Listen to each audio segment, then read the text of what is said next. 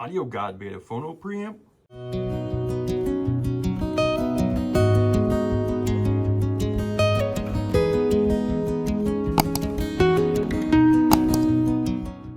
Hey, welcome back to the thrift shop. Today I got something really special for you. Audio God Phono preamp. I think it is called the LP-1 or something like that. Audio God, yeah, Chinese company's been around for a long time. And I've got this thing opened up because you have to see this thing. Not much to see on the front. There is a little light that comes on when you turn it on, but that's about it. So yeah, it's around like a 20-pound phono preamp, so it's nothing light. Audio God, known for their amazing R2R DACs headphone amps and speaker amps. So yeah, this is kind of unique. Looks like they were manufactured for a short while and then stopped. And when I asked, it's because the components got too expensive. So when I show you the inside, I think you'll understand why. And this did retail, I believe, for around $1,200 US. I was fortunate enough to get mine from Audiophonics in France for a really good deal when the conversion rate to the euro was in favor of the US dollar. So yeah, so let's take a look inside. What you'll notice immediately is these R-core transformers. And Audio God is known for using these R-core transformers. And a lot of people claim that O-ring or toroidal are the best, but they all serve a purpose and place. And these are extremely high-end transformers. And the beauty of this is it is regenerative power supply. So you definitely don't want to plug this on, turn your system on, and then turn your phono preamp on, because there is a huge thump when these things engage power to the phono preamp. And I have to say that with this, you don't need any kind of power conditioner, because you're building your own power from the incoming power. So that's about as clean as you're going to get from a power supply. Sorry, I'll try not to shake the camera too much. I'll show you inside this thing. Now you understand why they can't make it anymore due to price of all the components. Don't ask me what everything does. I assume this whole front section here, all of this has to do with getting clean power. And I have to tell you, that's astonishing just to think of, 3/4 of this, if you look at it that way, is all about regenerative power supply. That's quite amazing. Here is the phono preamp itself, this section, and it does have RCA output and balanced output. So yeah, pretty high end, pretty cool.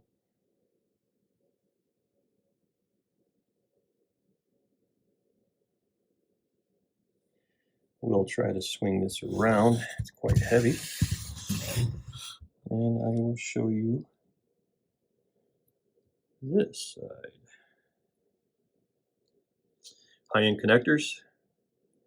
It does have an additional balanced. You really don't see these very often. I think it's something like a Sennheiser balanced connection, like a mini XLR, and never seen that before. So yeah, really cool. So let's get into it. How's it sound? Well, I'm just going to say this. I've been listening to this for 4.5 months, and I did not like it. I love, if you've watched this channel, you know that, I love the iPhono, and just a very lively, very punchy, it's probably the best thing I've ever heard, and great sound stage. And this, well, was not like that. But I didn't give up. They do claim that you need to let this run for 300 hours. So yeah, I left it in for a long time before I even took a chance at taking a listen. and yeah, kind of fallen in love with it. And what I found is that the dip switch settings are all underneath. And it's kind of like playing, the game Operation, where you have to get in there with the tweezers pretty deep. Yeah, it's kind of like that. It's a little bit of a pain in the butt. But I had to go back to Audio God asking questions because it just was not giving me the sound that I wanted. Over time, it did blossom and get better. But what I found is that with all of my carts, so I was using the Sumiko Songbird, I was using Nagaoka MP300, two of my favorite cartridges, and it just didn't blend well, didn't work well. I tried a few moving coil cartridges, and still I wasn't liking what I heard. It was extremely smooth. Now I'm going to equate this to chip-based DACs and R2R DACs. So this reminds me of the Denafrips Aries. You get good sound stage, good separation. It's very relaxed, very smooth. What you're getting here is something smooth. So if you're listening to orchestra or acoustical music, it's absolutely glorious. But I listen to a lot of rock, a lot of metal, a lot of different genres actually, and I don't genre bash. So it just wasn't giving me the leading edges that I wanted. But I didn't give up. So I started going down the line, and by down the line, I mean I went to cheaper and cheaper cartridges. So I went down, and I was running a low-end Audio-Technica, I think it was like the 440, and it just started working, started blossoming. So what this thing really likes are some of those entry-level kind of cartridges that can be harsh, because this tames it down. And then the detail is about on par that you get with the i5 iPhono. So yeah, really cool that there's something out there. Usually you're going the other way, where you're trying to get a better and better Phono preamp, and you have to get a better and better cartridge, and all of a sudden you got $2,000-$3,000 invested. In this case, you have a $1,200 Phono preamp, which is expensive, granted. And yeah, go get your Audio-Technica VM95E. Go get your microlinear cartridges from Audio-Technica. This is the one time I'm going to tell you, go get an Audio-Technica, because my God, this thing is astonishing with Audio-Technica cartridges. So yeah, that's what I have to say about this thing. So hey, I like to bring this stuff to you. I will be selling this.